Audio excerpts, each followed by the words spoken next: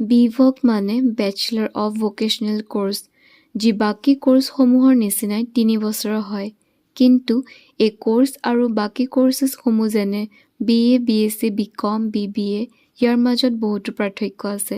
গতিকে আহক জানো যে BVOC কোৰ্চটো কি হয়, কি পঢ়িব লাগিব আৰু সবতকৈ বেছি গুৰুত্বপূৰ্ণ যে কি ধৰণৰ চাকৰি পাব আৰু কিমান দৰমহা পাব এই কোৰ্চ কৰিলে।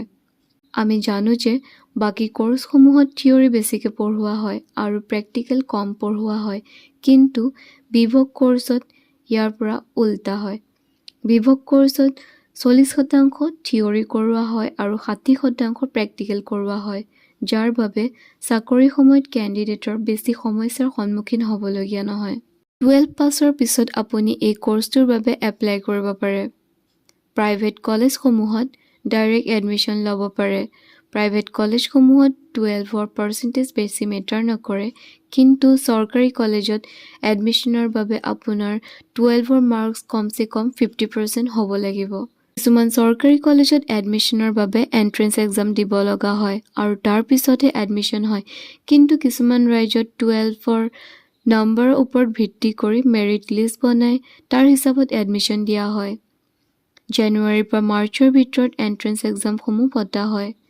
ইয়াত অল ইণ্ডিয়া লেভেলত BHU, UET, CUET, AIDAT নামৰ এণ্ট্ৰেন্স এক্সাম হয়।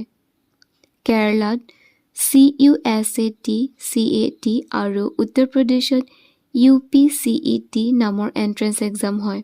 এই ধৰণৰ এক্সাম ক্লিয়াৰ কৰি চৰকাৰী কলেজত BVOC কোৰ্চৰ এডমিশ্যন ল'ব পাৰে। কিন্তু অসমত BVOC কোৰ্চত এডমিশ্যনৰ বাবে এতিয়ালৈকে এণ্ট্ৰেন্স এক্সাম লোৱা হোৱা নাই। ইয়াত কেৱল 12ৰ পাৰ্চেণ্টেজৰ ওপৰত ভিত্তি কৰিয়ে মেৰিট লিষ্ট বনোৱা হয় আৰু তাৰ পিছত কেণ্ডিডেটক চিলেক্ট কৰা হয়। চৰকাৰী কলেজত এই কোৰ্চৰ ফিজ বহুত কম হয়, মাত্ৰ 50,000তে কমপ্লিট কোৰ্চৰ ফিজ হয়গে। কিন্তু প্ৰাইভেট কলেজত এই কোৰ্চৰ ফিজ 2.5 লাখতকৈও অধিক হ'ব পাৰে। এতিয়া এই কোৰ্চত স্পেচিয়েলাইজেশ্যন হিচাপে বিভিন্ন ধৰণৰ বেলেগ বেলেগ বিষয় ল'ব পাৰে।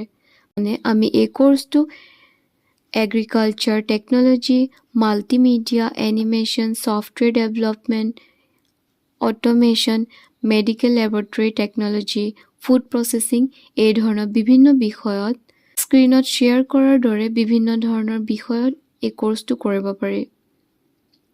এই ধৰণৰ কোৰ্চ কৰাৰ পিছত চাকৰি কেনেকুৱা ধৰণৰ পাব বা চাকৰি পাব নে নাই। এই কোৰ্চটো কৰাৰ পিছত চাকৰি পাব আৰু যদি আপুনি আজিৰ সময়ৰ লগত মিলাই যেনে technology, multimedia, animation, software development, medical এই ধৰণৰ ট্ৰেণ্ডিং বিষয়ত কোৰ্চটো কৰে, তেতিয়া আপুনি আৰু বেছি ভাল চাকৰি পাব। আপুনি এক ভাল কেৰিয়াৰ বনাব পাৰিব। যদি টেকন'লজি ৰিলেটেড কোৰ্চ কৰে তেতিয়া আপুনি IT ছফ্টৱেৰ স্পেচিয়েলিষ্ট হ'ব পাৰে।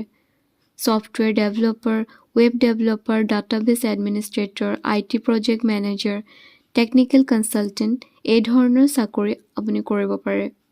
আকৌ যদি আপুনি মেডিকেল সম্বন্ধিত বিষয়ত কৰিব বিচাৰে এই কোৰ্চটো, তেতিয়া medical laboratory technologist, radiography technologist, pharmacy technician, medical assistant, physiotherapy assistant, health care administrator, medical sales representative এই ধৰণৰ চাকৰি আপুনি কৰিব পাৰে।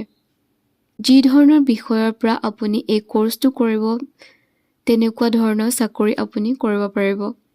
যদি আমি দৰমহাৰ কথা কওঁ, আমি জানো যে সকলো ধৰণৰ ফিল্ডত বেলেগ বেলেগ দৰমহা হয়। তথাপিও এন এভাৰেজ 25,000ৰ পৰা 80,000 বা 1 লাখলৈকে চেলাৰী আপুনি এই কোৰ্চটো কমপ্লিট কৰাৰ পিছত উপাৰ্জন কৰিব পাৰে। এতিয়াও যদি আপোনাৰ মনত কিবা প্ৰশ্ন আছে এই কোৰ্চ ৰিলেটেড ডাউট আছে, তেনেহ'লে তলত কমেণ্টত ইয়াৰ বিষয়ে সুধিব পাৰে। বাকী ভিডিঅ'টো লাইক কৰিব, শ্বেয়াৰ কৰিব আৰু এনেকুৱা ধৰণৰ ভিডিঅ'ৰ বাবে চেনেলটো ছাবস্ক্ৰাইব কৰি বেল আইকন নিশ্চয় প্ৰেছ কৰিব। ধন্যবাদ।